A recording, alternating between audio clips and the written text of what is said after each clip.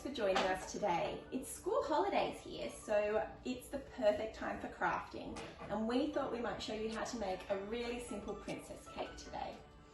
This is one that I made for the girls when they were really tiny, and we use it as our birthday cake. So this cake only gets worn when it's one of our birthdays, and including Daddy, which is pretty funny, isn't it? And that means that it's really special for us, so it's not something that gets tossed around in the dress up cupboard, but we're going to use this same design, which is very simple. So this one's been made out of tulle lace, which works really well because the selvage, which is the two ends if it's on a roll of fabric, often with lace has a scalloped or decorative edge. So once we fold that over, it makes a beautiful detail on the top of the ruffle, around the top, on the edge of the ruffle, and on the bottom of the cake. I find tulle is the perfect fabric for this project because you can cut it and you don't have to hem it. So we've got a few options here. These are just from Spotlight, so very easy to get hold of. We bought them online, so it's a little bit hard to tell what they were going to be like. So I actually bought 3 kinds, and today we've chosen to use this one, which is a beautiful, very soft pink tulle, and it's printed with little white daisies, which is perfect for spring, and it has little sort of gold detail in the middle of the daisies. I just bought 1 metre of this, but there were heaps of beautiful tulle, so this was another one.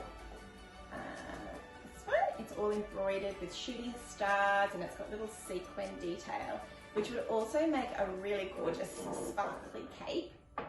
And then rainbow tulle, which I know we've got so many little lights dancers that love rainbows, so that could be another really nice option.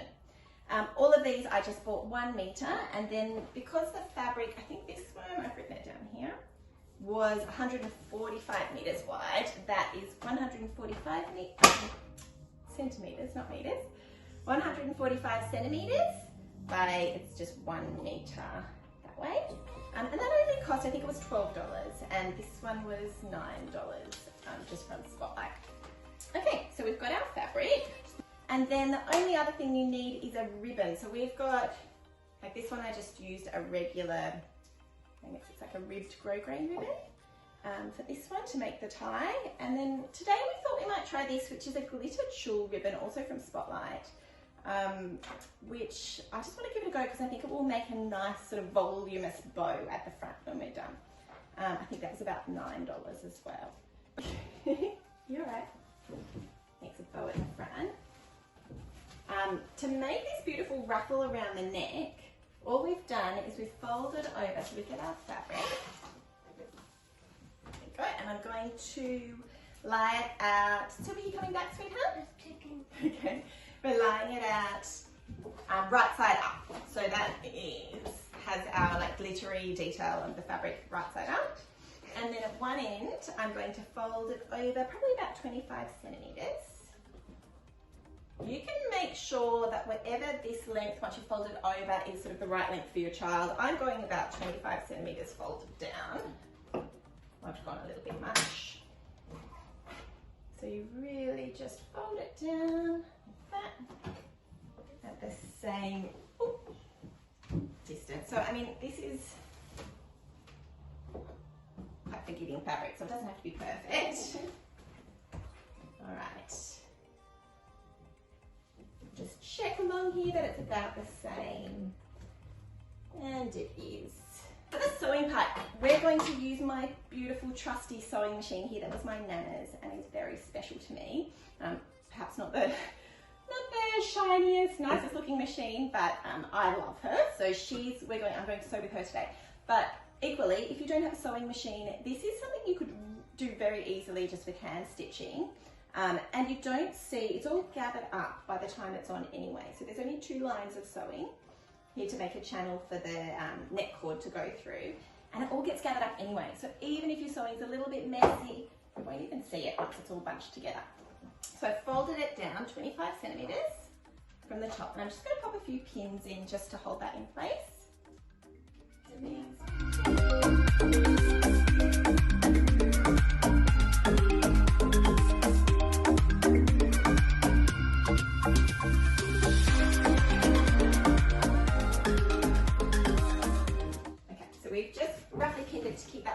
right place. And now I need to sew a channel. So I'm basically just doing 2 rows of stitches. I'm going to start from this fold line, probably, that's probably about 5 centimetres. Let me check. Yeah, 5 centimetres, sorry. So 5 centimetres down from the fold line. I'm going to do 1 row of stitching the whole way across, and then a second row, maybe make the channel about, depending on how thick your ribbon is, I'm going to go about 4 centimetres for my channel. So another 4 centimetres and a second row of stitching. So if you're doing this by hand, you could just use the needle and thread and do a really simple dolphin stitch, which is just running stitch, so up, in and out like that the whole way along. I'm just going to do a very simple machine stitch all the way across.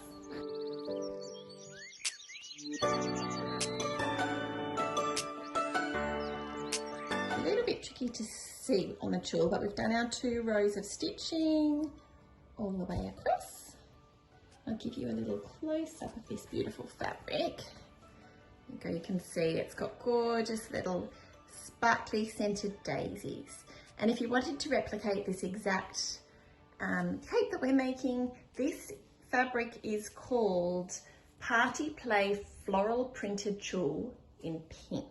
Came in a few other pastel colours as well, and that was from Spotlight.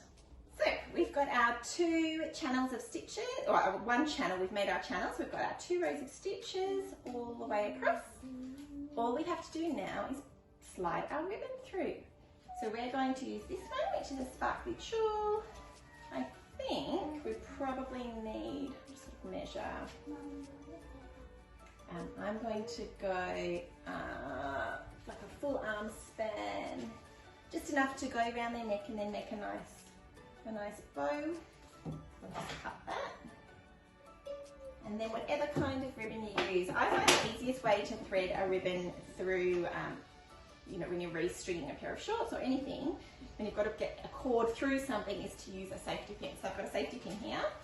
So I've just kind of rolled up my end of the tulle ribbon. I'm going to pop a safety pin through the end. It just gives you something to grip onto as you pull it through our little channel here. Where are we? There's my channel. So I'm going in one end.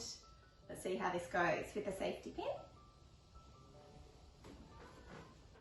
It's a little bit grippy. I think the tulle fabric and the glitter on the ribbon have made it a little bit tricky to pull through. It would probably be much easier with a sort of shiny satin ribbon. Safety pins come through the other end, so I'm going to pull that all the way through and just slide that along. It's getting a little bit caught on the end here. Slide that along. Look, we've got glitter going everywhere. Slide that along until you get to about the middle of your ribbon or cord. So I sort of want to make sure my ends are even. So I'll take my safety pin off. I'm going to cut my tulle ends just because I think I would prefer them not to have a blunt end like that. So I'm going to curve mine, just do it by eye. I like to wing things. So I'm just cutting it on a slight curve so it curves up just to one side as a point. And I'll do the other one the same. You could also cut it in a big V, which would look nice. So then it comes time to try it on. Do you want to try it on? Okay. Okay, stand up, Sylvie. And this one, so you can see it's made a lovely soft ruffle around the neck, and then it's got another layer of shorter ruffle, and then the rest of the cape down here. So this is going to look beautiful with your princess dress. So that goes round her neck, and then let's have a look. So I'll tie it here. Glitter everywhere, isn't there?